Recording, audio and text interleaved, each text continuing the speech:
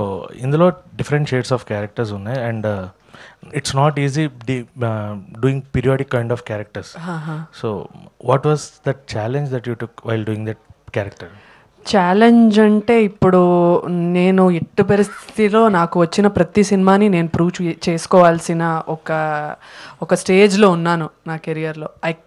I cannot make any mistakes. అంటే I have to give my 10,000% అని అనుకోండి. Because చాలామంది యంగ్స్టర్స్ వస్తూ ఉన్నారు. Every day there are new talent coming and they look gorgeous and their acting talent is peak.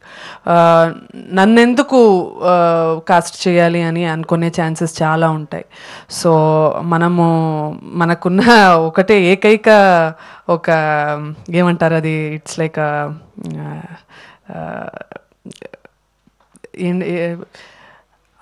అది ఆయుధం. ఆ వర్డ్కి మనకున్న ఏకైక ఆయుధం మనం హార్డ్ వర్క్ అంతే.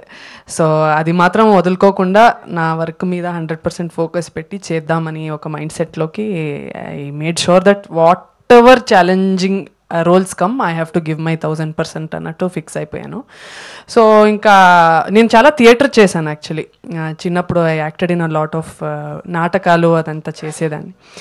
సో అక్కడ నాకు ఒక గురువు ఉన్నారు. సో ఆయన్ని అడిగి బాడీ లాంగ్వేజెస్ ఎలా మార్చుకోవాలి అని కొంచెం ట్రైనింగ్ అంతా తీసుకొని చేశా. ఇందాక చెప్పారు some biopics you want to perform or some goddess kind of. ఇప్పుడు చెప్తున్న నాటకాల్లో కూడా చేశాను పీరియాడిక్ కైండ్ ఆఫ్. సో ఆ పీరియాడిక్ టైప్లో which kind of character you want to portray అంటే? పీరియాడిక్ టైప్లో అని కాదు, బట్ అమ్మవారి గెటప్లో ఏదో చెయ్యాలని చిన్న కోరిక సార్. లైక్ ఇప్పుడు నయనతార మ్యామ్ చేస్తారు. సో అలాంటి రోల్స్ ఆర్ సీతాదేవి కానీ, మ్యామ్ ఇందాక చెప్పారు సరస్వతి గెటప్ కానీ, లక్ష్మీదేవి గెటప్ కానీ, అలాంటిది ఏదైనా ఉంటే బాగుంటుంది.